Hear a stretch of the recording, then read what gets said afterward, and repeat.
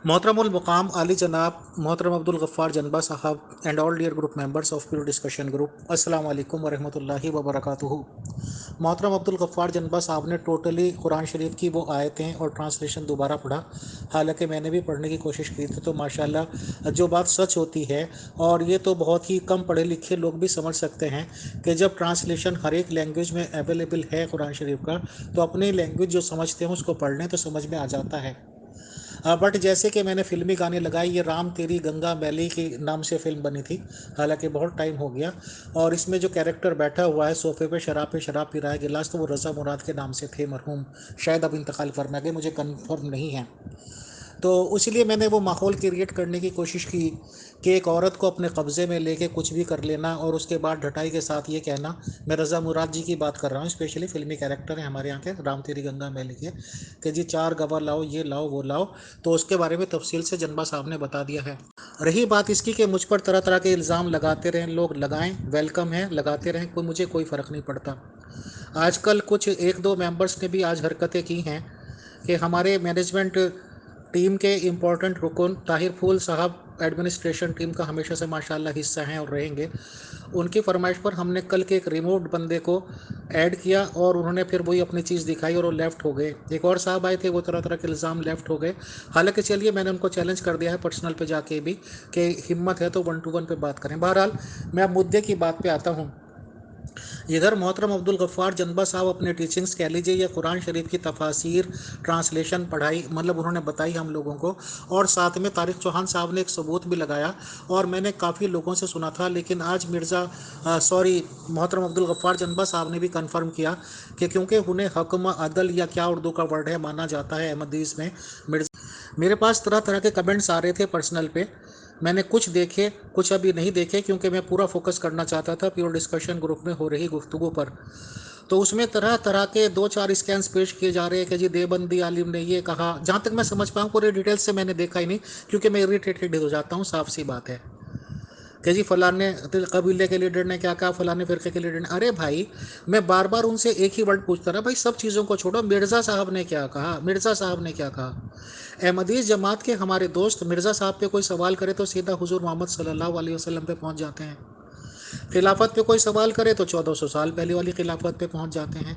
तो अब अगर हम ये सवाल कर रहे हैं कि जब मिर्ज़ा ग़ुलाम अहमद क़ादियानी साहब अलैहिस्सलातु वस्सलाम का ये दावा है कि कुरान शरीफ को वो बहुत बेटर से समझते हैं, तो उनके टीचिंग्स पे यहाँ क्यों नहीं आया जा रहा, क्यों दूसरे फ़िरक़ों के टीचिंग्स पे लाया जा रहा है। बहरहाल, कुरान शरीफ पे बता चुके हैं अहमदी जमात वाले अपना मौक़िफ़।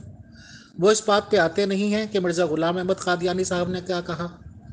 वो बार बार जब मैं डिस्कस कर रहा था तो ये कहते हैं कि जी अमित अग्रवाल बन के स्टेटमेंट दे दो कि कुरान शरीफ की ये बात गलत है। मैं क्यों गलत बोलूं जब मैं मुसलमान हो गया। हाँ, मैं ये मानता था कि आप लोग इसकी समझ गलत बताते हैं, ट्रांसलेशन गलत बताते हैं। और मोहतरम अब्दुल गफ़्फ़ार जनबा साहब, जिनका दावा मामूर मिनल्लाह का है, उन्होंने भी तस्दीक की इस बात की कि कुरान शरीफ में तो इस तरह की कोई बात नहीं है। तो खुदा ताला सबको हिदायत दे, नेक अमल करने की तौफीक दे, सही रास्ते पर चलाए। कुरान शरीफ से ये कहीं साबित नहीं होता। और अगर अल्लाह इन लोगों को हिदायत दे तो उसके बाद ये मिर्ज़ा ग़ुलाम अहमद क़ादियानी साहब के टीचिंग्स पढ़ लें। और अगर उनके टीचिंग्स नहीं मानते हैं तो आज अमित अग्रवाल और अमीर फैसल ये कहता है कि साफ कह दें कि मिर्ज़ा ग़ुलाम अहमद क़ादियानी साहब अलैहिस्सलातु वस्सलाम की बातों से हुज्जत से ज़्यादा खलीफाए सानी साहब अलैहिस्सलातु वस्सलाम की बातें हुज्जत हैं। मिर्ज़ा ग़ुलाम अहमद क़ादियानी साहब जमात के रिगार्डिंग क्या गए थे वो हुज्जत नहीं। सेकंड खलीफा सानी साहब अलैहिस्सलाम जो कह के गए वो हुज्जत है। सेकंड खलीफा सानी अलैहिस्सलातु वस्सलाम ये कह के गए कि खिलाफत अब पोप के तरीके पर चलानी है, जो कि प्रेजेंट खलीफा जिन्हें भी कंफर्म किया कि उनका इंतखाब भी ऐसा ही हुआ, बस बिना धुएं के हुआ। हालांकि ये बातें शायद अब कहीं दूर निकल जाएंगी। बहरहाल, कुरान शरीफ से ये साबित नहीं हो पाया जो कि एक अहमदी जमात के एक फ़िरका इसको बताता है। तो ये बहुत शुक्रिया, बहुत जज़ाकल्लाह मोहतरम अब्दुल गफ़्फ़ार जनबा साहब, शुक्रिया। समझने की ज़रूरत है कि वो सोचें कि किसी को खुदा नखास्ता किसी शिरकिया अक़ायद में ना पड़ जाएं और किसी एक पर्सनैलिटी को इस हद तक पूजा ना करने लगें कि वो शिरक में शामिल हो जाएं। बहरहाल, एक डिस्कशन हो सकता था, वो हुआ। तो मैं सब लोगों से इजाज़त चाहता हूँ। मोहतरम अब्दुल गफ़्फ़ार जनबा साहब का बहुत शुक्रिया, जज़ाकल्लाह। वो ऑडियो लंबी हो गई, माजरत, शुक्रिया।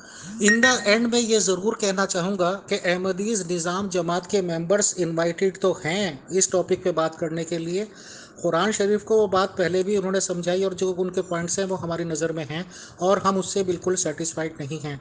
अब अगर अहमदी निज़ाम जमात कुरान शरीफ के साथ साथ ये बातें भी लेकर आएंगे स्कैन्स के साथ कि मिर्ज़ा ग़ुलाम अहमद क़ादियानी अलैहिस्सलातु वस्सलाम ने क्या इस बारे में टीचिंग्स दी हैं, क्या उनका कहना है, उनकी किताबों को स्कैन मान के लेके आएंगे और ये मानेंगे कि हाँ जी हज़रत मिर्ज़ा ग़ुलाम अहमद क़ादियानी साहब अलैहिस्सलातु वस्सलाम की बातें भी उनके लिए हुज्जत हैं क्योंकि वो उनको नबी मानते हैं, तो ही इंशाअल्लाह तशरीफ़ लाएं।